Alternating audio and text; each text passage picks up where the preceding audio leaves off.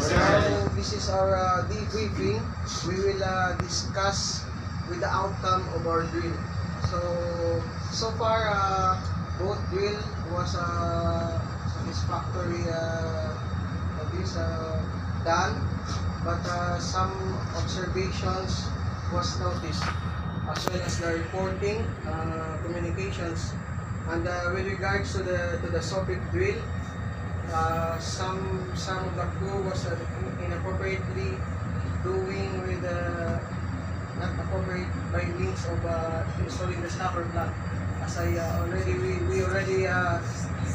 informed this crew and already corrected. So in the next drill, we will carry out more specific and more accurately with the outcome of the drill.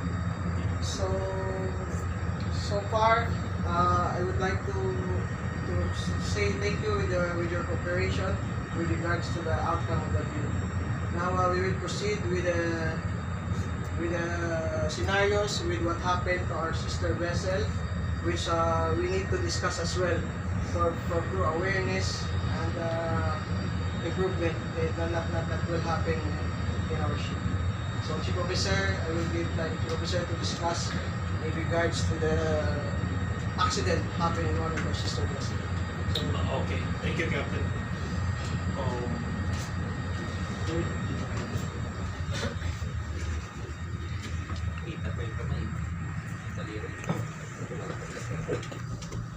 Okay, I already instructed the lesson learned from the trip.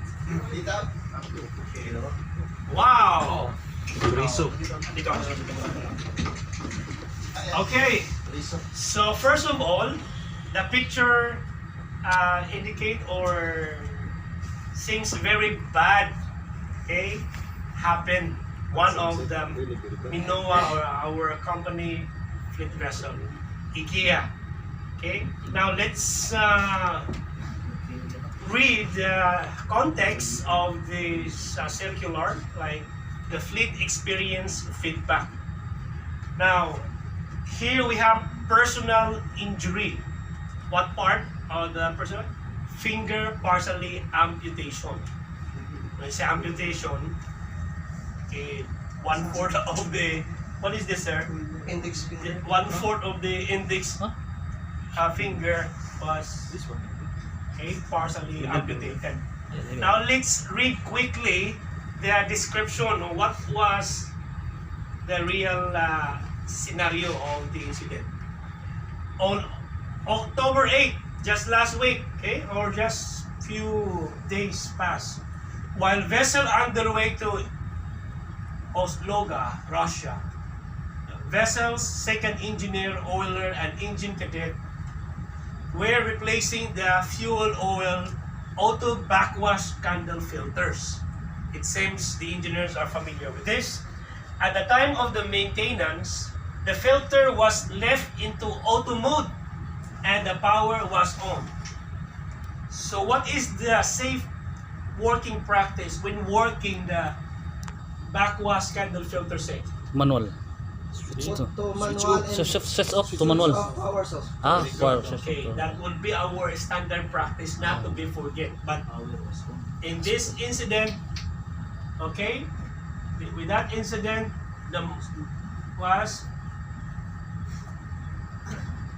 power was on. So as a result, while oiler was cleaning the backwash chamber casing in order to proceed with the filter replacement, the rotating device in the backwash chamber was automatically activated and caught the middle finger of his right hand, resulting the amputation of the nail phalanx of the finger.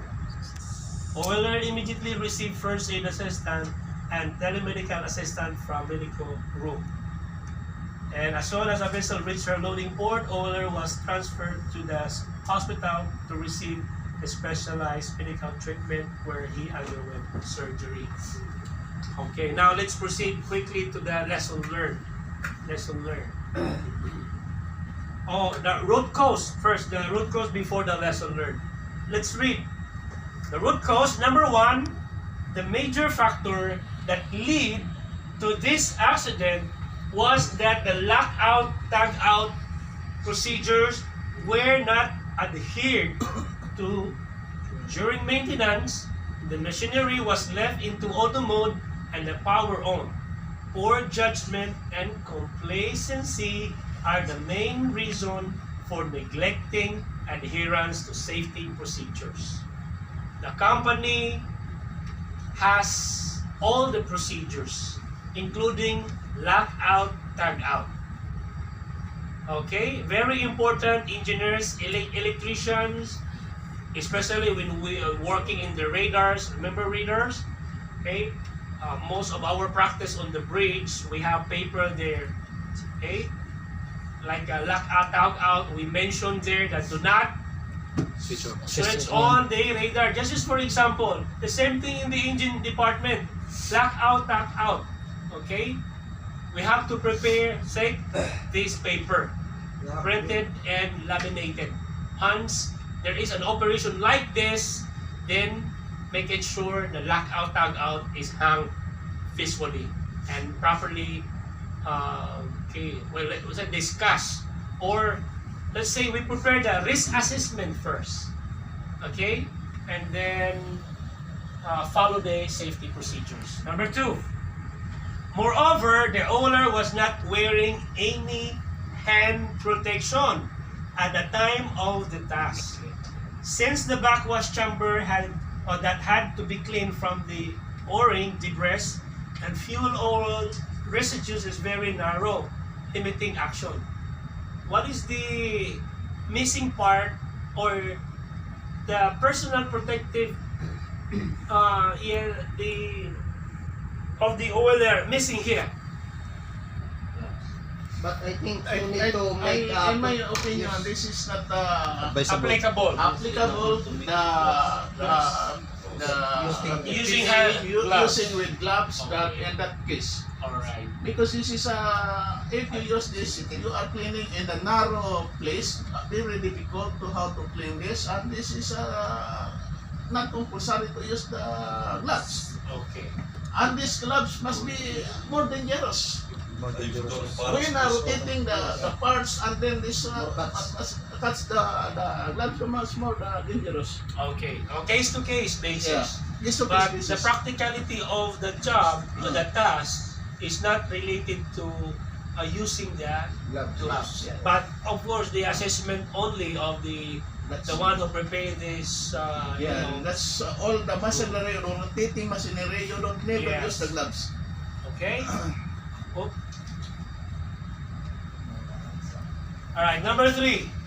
While the investigation revealed that this was a scheduled repair and a toolbox meeting was held prior, evidently there was inadequate supervision to ensure that the safety measures were in place prior to task commencement, resulting in insufficient monitoring of use of procedures and insufficient risk mitigation. So, to elevate or to enhance our safety standards, the ship management MINOA is trying their best to push and remind us to continue adapt the safety standards. Okay?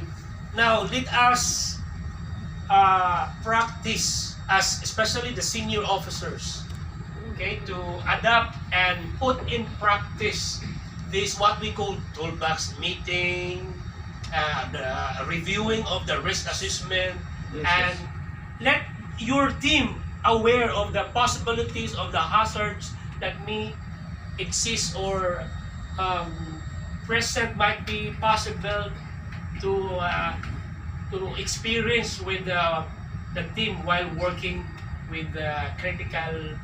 This is critical, Chief Engineer, huh? Yeah. Critical equipment you are doing. So Yes, it's that's very what- important. The very important is the Yes. toolbox meeting. Okay.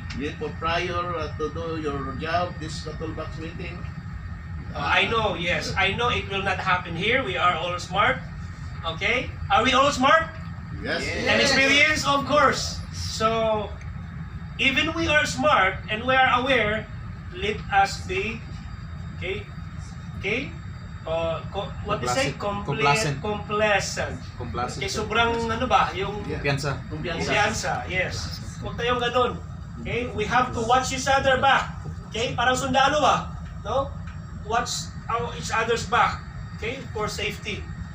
Now next, we'll proceed to the lesson learned quickly because we have we're already well. Alright, let's proceed to lesson learned. Unfortunately, accident involving laceration, fractures, and in some cases the amputation of hands and fingers are still common. Data from PNI portfolios for the years 2009 until 2010 show that over this 10-year period, the 25% of all crew injuries are finger, hand injury related. The data also shows that ratings are nearly twice as likely to suffer from such injuries compared to officers. And such accidents are often caused by complacency with inappropriate or insufficient personal protective equipment being worn combined with lack of communications. So of course the ratings are or were always exposed with this critical equipment because they're being used to the actual task. Okay, kaya most of the time the engineers or the officers just giving instructions, and then finally the senior officers completed the task with the strong assistance of the engine ratings and deck ratings. But our job, senior officers, okay, we do our best to give them, okay, or to help them increase their level of awareness when it comes to safety. Okay?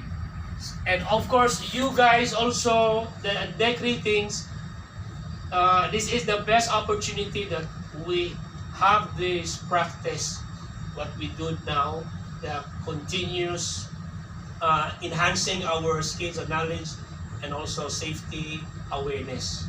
And I really appreciate the effort now of the MINUA that they are pushing level up their safety standards, and this is for us, okay, for our, especially our seniors. So we are very happy with this standard because the responsibility of seniors is very heavy.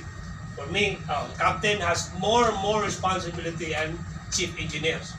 Okay, some captains are not able to sleep very well all night. Okay, because of thinking of the responsibility and many things. Okay, but to help them lighten their responsibility, we will cooperate. We will do our best, especially personal safety. Number one, personal safety. Okay, so that's all for the brief lesson learned and discussion of the incident. And I hope that this might be our lesson as well, not to be remembered and not to happen while we are still working at sea. Okay, so that's it. And now I will give the time to Captain for the additional comments for the incident, and then proceed with the safety committee agendas. So